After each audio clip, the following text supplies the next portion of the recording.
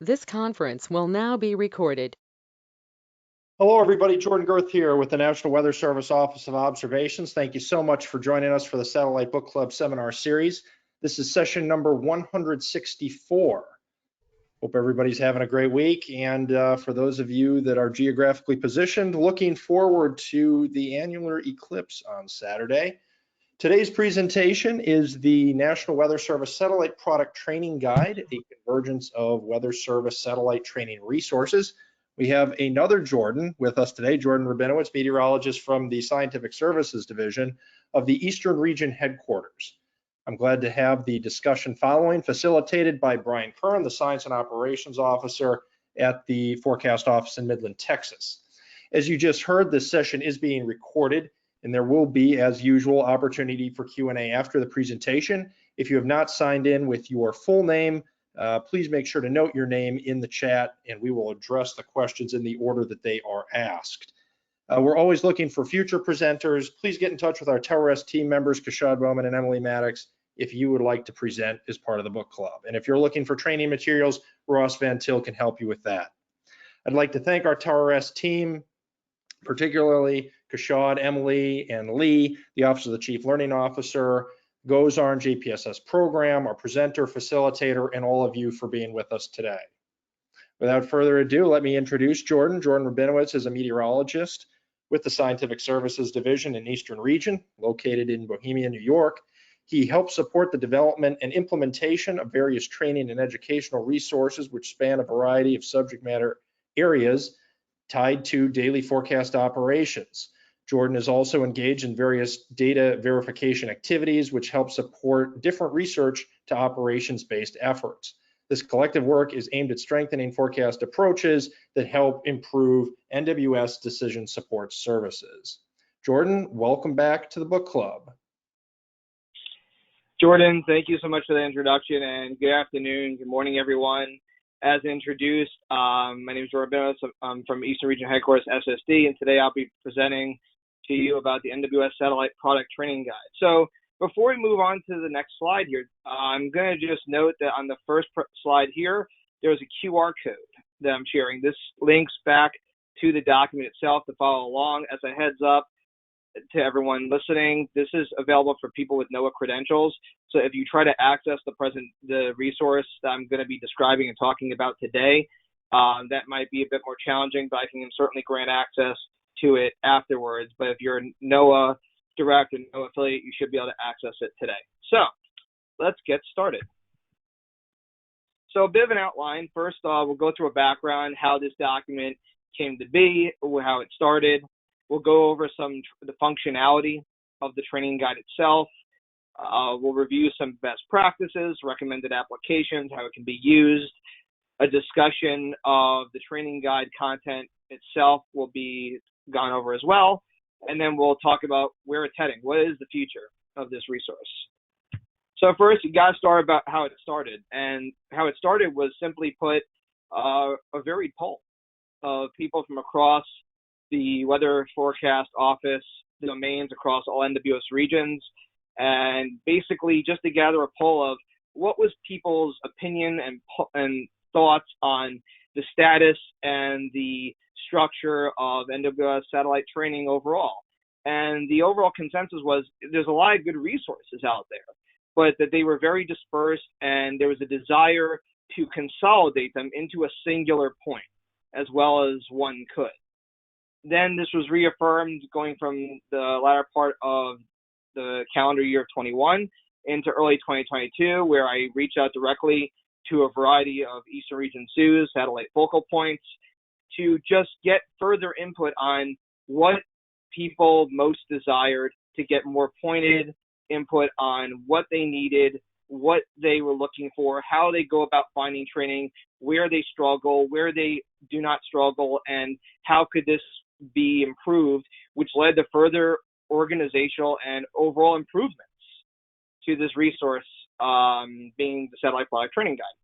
Going from 2022 the summer 22 to the present, I initiated the organization of a small regional group that has representation from the offices listed at the bottom of this slide, And the idea here was to get even more focused and fine-tuned input about how to improve the structure, the content, the layout, the detail, and the overall accessibility and usability of the resource itself. So, as with any project, it takes everyone. It takes a group to do something effectively and to get the most input that you can in the most effective way. And a key part of this was leveraging all the great resources that already exist.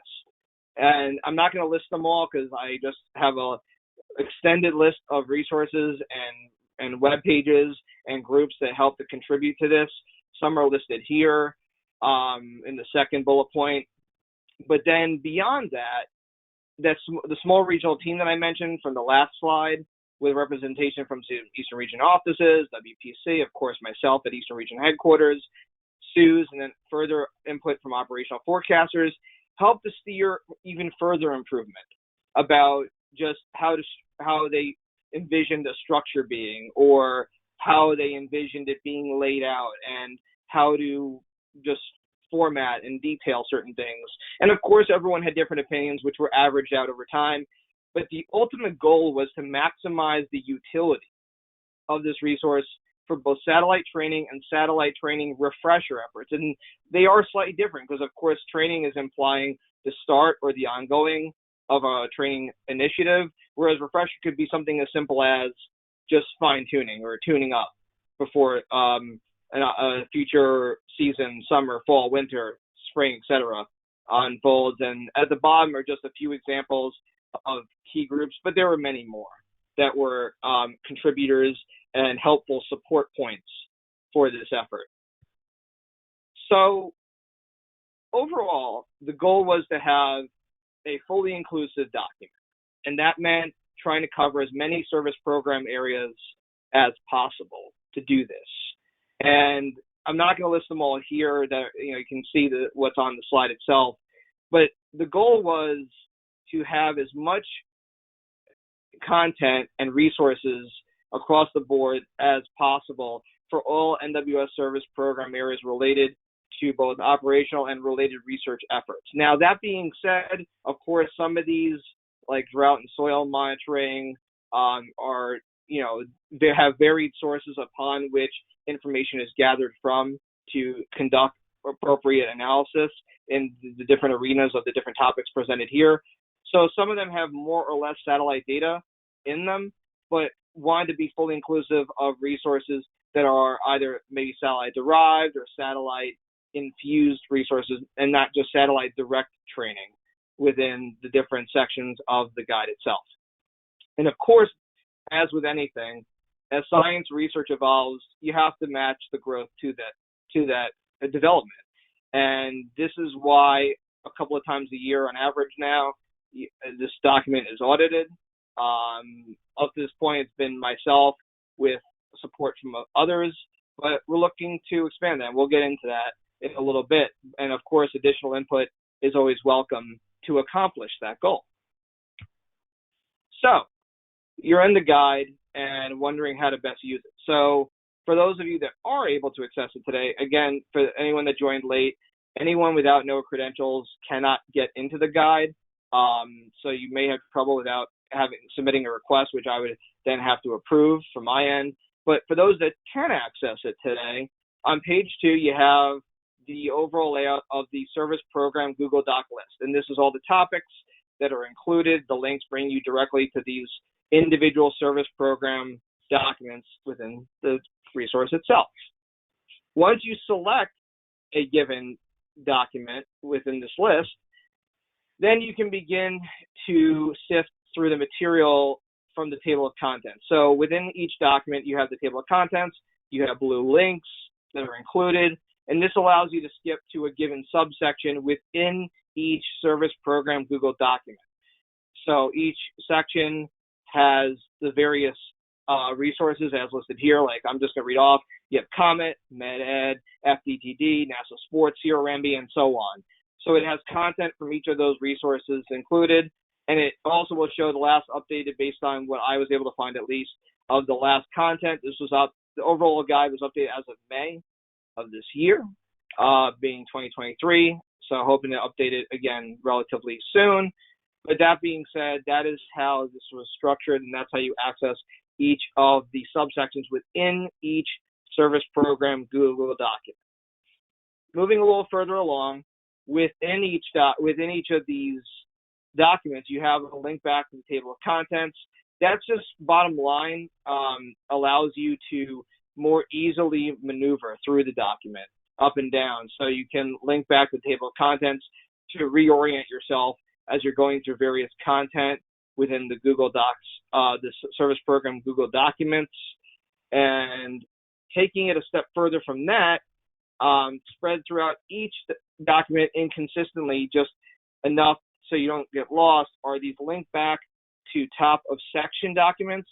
Those little links on the side that the arrow's pointing to allow you to link back to the subsection you're looking within, not the actual topic, but the subtopic. So, for example, link back to top of section would link you back to flight level products, for this example, within aviation.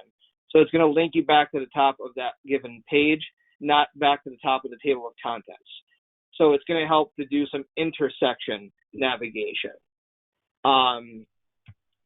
Then the third layer of these links are, of course, the CLC, or the Commerce Learning Center links, which is one of the official training platforms for NWS folks. This was, again, actually input provided by the small regional team, that it would be a really good idea to do this, and I agreed that it would be. It was a great idea, and that's how it came to be. So all these links go back to the CLC for the corresponding material included.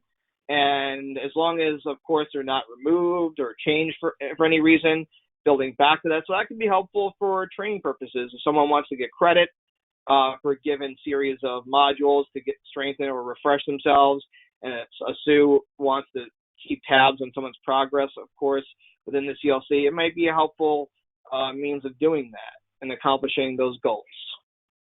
So, how to use this? What are some good ways to leverage this document? Well, first of all, within each of the service programs Google Documents, you can, of course, simply search for a keyword if you're looking for it, and if it's in there, you'll find content related to that topic. This can also just, bottom line, help support the infusion of satellite training topics into regional or local training plans. This, for example, has also helped the meteorologist development plan, helped inform updates on that over time. So it's had a variety of benefits over its existence. Of course, you can also just leverage training content situationally. A forecaster just wants to get refresh on QLCS convection, or whatever it could be, any topic. There are more than likely at least some webinars or materials or modules or links, etc., or just guided training videos that will link back to those appropriate resources. And last but not least, you can also just link it. Link the training resource itself, the Satellite Product Training Guide, to a local page or a local training page as reference. And of course, there are materials that could be missing depending on specific, very highly local purposes, but that's where feedback and input are the support point that help to address those things and that have helped to address those issues over time as they've come about. So, keys to moving forward. Where is this going? How is this going to be maintained? So first of all, first and foremost, to increase awareness, feel free to share it. Like I suggested in the last point, feel free to share it. It's a living document. It gets updated at least, a couple of times, a few times a year, or if something dramatic, a bunch of content flows out from a given source, a given document could get updated. Each document is listed as when it was last updated, so most of them were updated as of May, the end of May of this year. And of course, to that point, you have continued efforts on how to update, right? We had to figure out how to best do that. This is in coordination with the satellite training community, how to update this resource. And it involves both newer and evolving content. Things get updated, things get changed, things get modified. So, of course, each time I audit it, and we'll get into this in the last point shortly here, you're always looking for new material and newer, updated material, so that has its own level of challenge, but through coordination, it's been doable for the most part. So the next part is how to evolve it moving forward. Bottom line is feedback is the key. It's what's driven a lot of good change. The document's in a pretty solid place right now, but of course, there's always room for improvement for things. But there are specific needs for various operational training needs that can be accommodated, and just a matter of providing feedback. So, to that end, what's next here? We're welcoming volunteers. For those, whether they're SUs or forecasters, WCMs, or even MICs, time allowing, of course, but primarily forecasters and SUs that are interested from the training side of things to collaborate with the regional team. Right now, we are interested, and this will also allow people that are interested to further engage on a satellite topic they're interested in, and of course, even more so with the satellite training community at large, which can, of course, help you become more familiar with people and more familiar with initiatives and efforts that are ongoing. So it can provide multiple benefits, not just to contributing to a guide that is quite expansive in nature, but target you towards a specific area of the guide. And of course, the metaphor here at the end is that we're all flowing down a river of information. We're all trying to come to the same point. So it's a matter of having a smooth flow of information, working together to coordinate this effort. And NWS Direct and NWS Liaisons have been incredibly helpful as well with all this. So really appreciate all your support. Too many names to name right now, but I'm sure many of you are probably on this call right now, so thank you. And those of you know who you are who have helped contribute to this effort up to this point. So with that said, I really wanted to thank the TowerS team first, to Brian Gockel and Jordan Gerth for hosting and organizing all this, to Lee, Emily, Kashad, and of course Brian for facilitating today. And with that said, I also will back end this to the same QR code to access the Google Doc link. And with that said, I will stop sharing, and I'm happy to open it for any questions you all may have. Thank you. Hey y'all, this is Brian. If you can, please stay on for the discussion. And if you're from a field forecast office or regional HQ or an attendee, please specify your full names in chat when asking the question.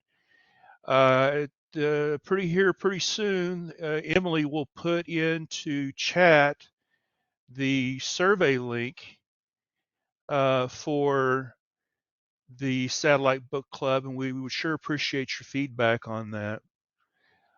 Let's see, in a week from today, on Thursday, October 19th at 12 p.m. Eastern Daylight Time, rather,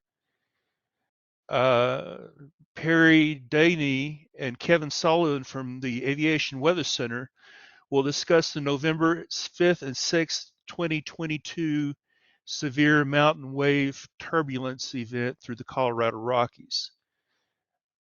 I also encourage you all to contact the TowerS team, especially Kashad Bowman and Emily Maddox, for questions about the Satellite Book Club or for configuration of satellite products.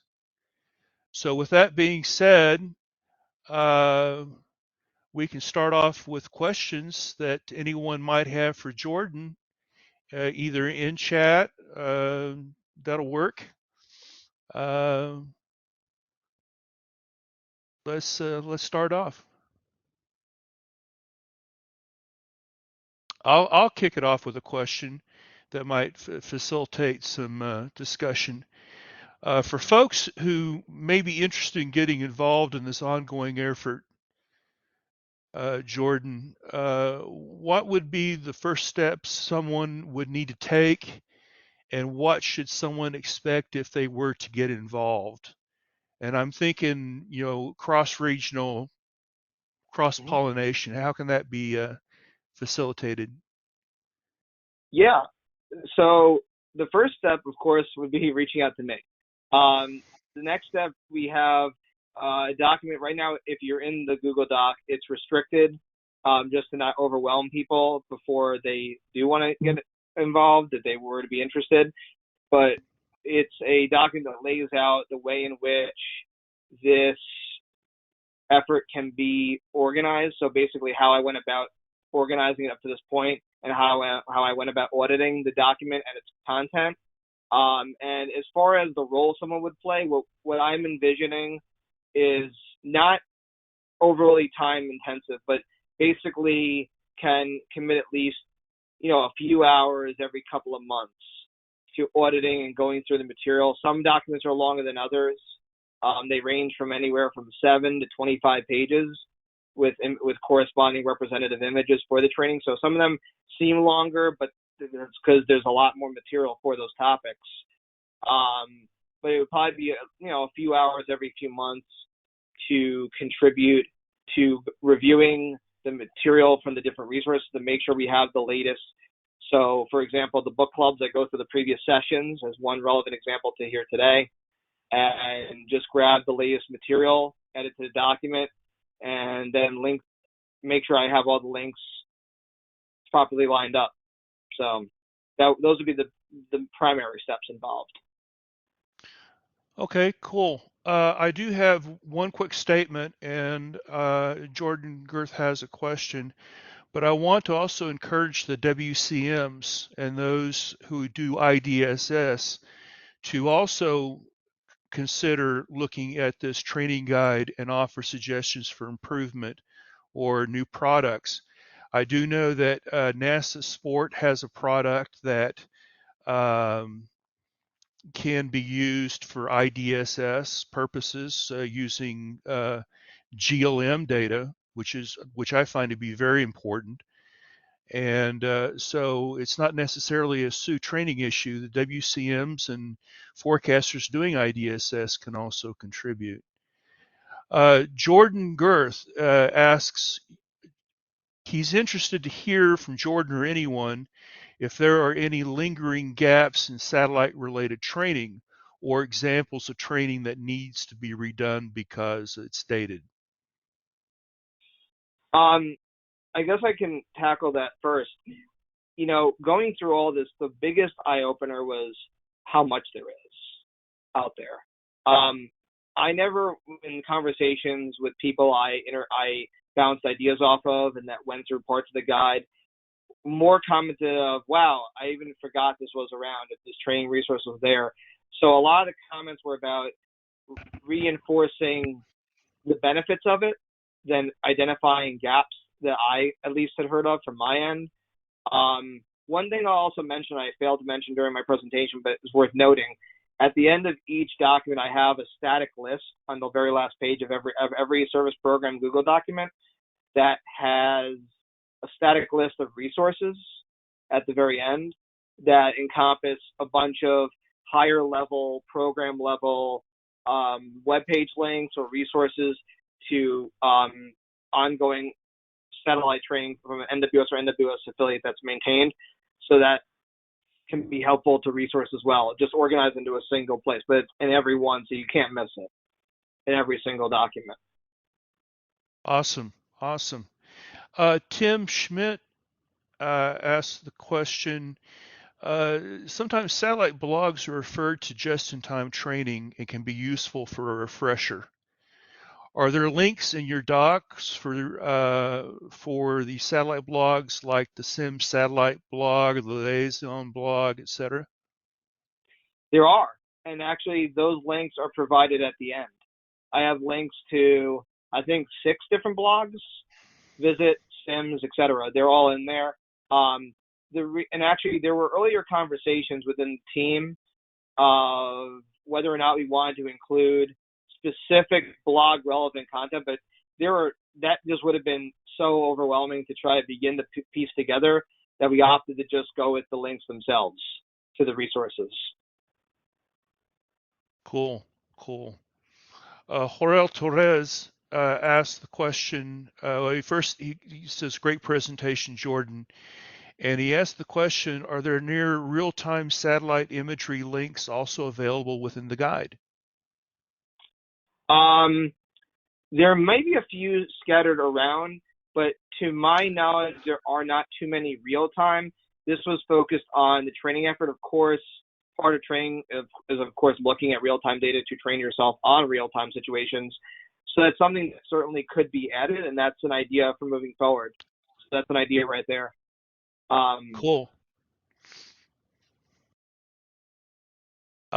Sheldon, I'm sorry if I butcher your last name, Cusselson asked the question that, well, he says, I will be getting back to you through email to give you some URLs, and he's posted these in chat, to our new satellite moisture products from CIRA, like layer vapor transport and also advected layer precipitable water that will become operational AWIPS in 2024.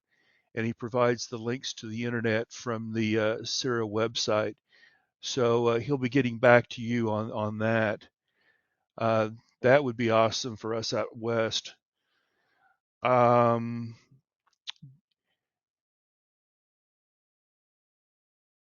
Tim Schmidt says, Hoyle et al., some links to various GOES imagery, and he posts the links there, the starnesdis.noaa.gov GOES website that does have in chat. He posted there's some links to various GOES imagery, and I've used that quite a lot myself. I think that's some pretty awesome stuff when I'm at home. Does anyone else have any questions?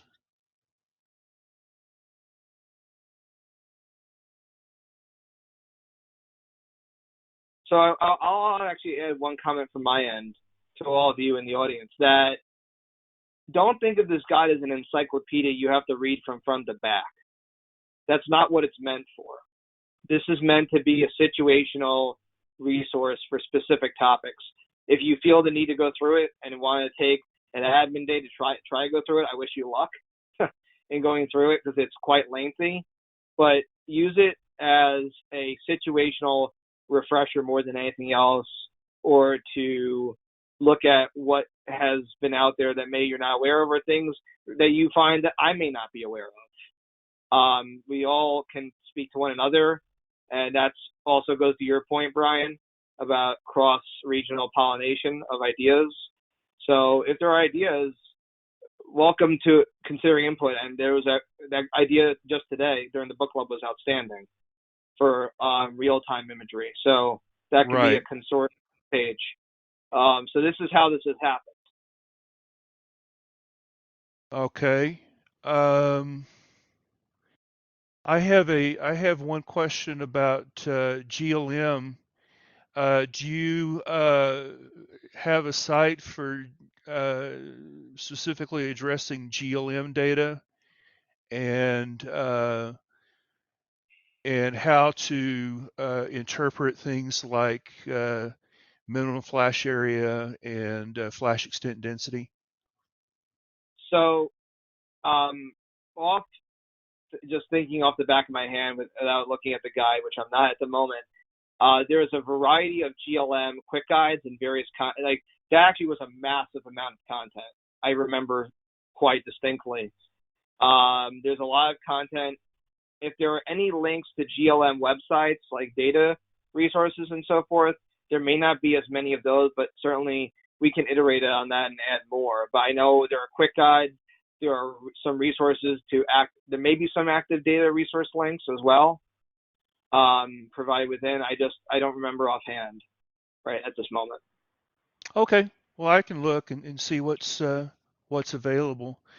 Does anyone else have any questions for Jordan or for the group at large?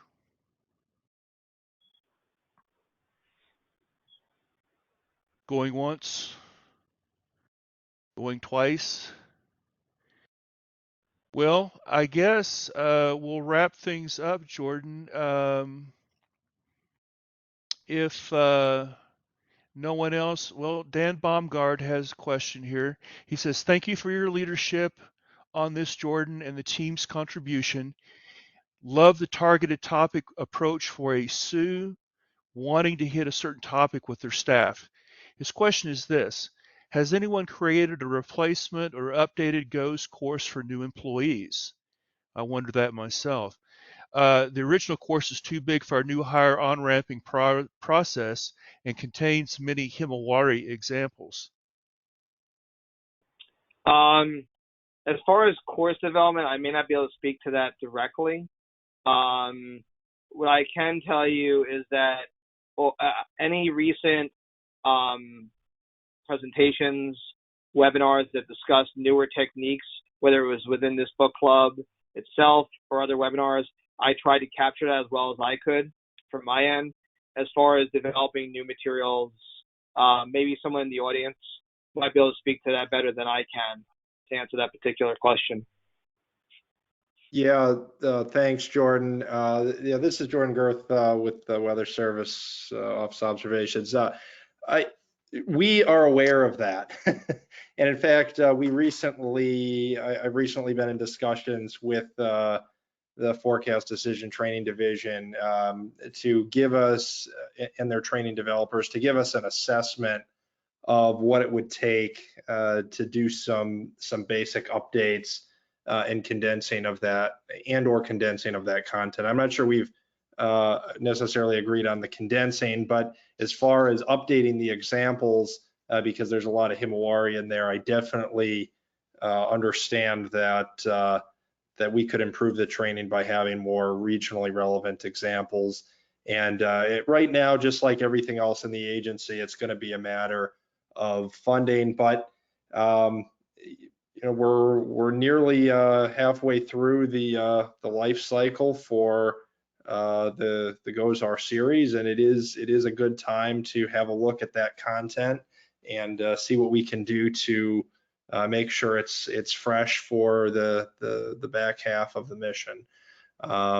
So not an easy answer right now, but it is something that is definitely front of mind, and appreciate Dan for raising that. I'm sure others probably are thinking the same thing. You know, 2016 unfortunately was quite a while ago, and you know, those examples can be improved with all we've learned from GOES. Sure, I definitely agree, Jordan, on that. Anyone else from the audience have any questions or comments? We're at the bottom of the hour here, so Dan Baumgart says thank you, Jordan G, for the response, and I second that. Anyone else?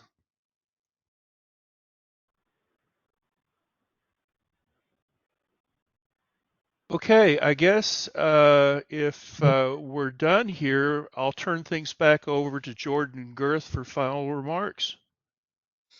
Sure. Well, thank you so much, Brian, and thank you so much to Jordan Rabinowitz for that great presentation, and thanks to the audience for all of the discussion that ensued. Glad to hear such interest in the training topic. So we are going to have Perry Daney and Kevin Sullivan from the Aviation Weather Center join us next week at our regularly scheduled time, 12 noon Eastern time on October 19th, Thursday. Is going to discuss the November 5th and 6th, 2022 severe mountain wave turbulence event through the Colorado Rockies. So I hope you'll be able to join us next week. In the meantime, if you have any questions about the configuration of satellite products in AWIPS or need to get in touch with the Tower S team, the email addresses for Kashad Bowman and Emily Maddox are there on the screen, or find us on the NWS internal Slack workspace channel, Tower-S. With that, once again, thanks everybody for joining us today. Thanks to our presenter and facilitator, and I hope you'll join us next week. Have a good one, everybody. Take care.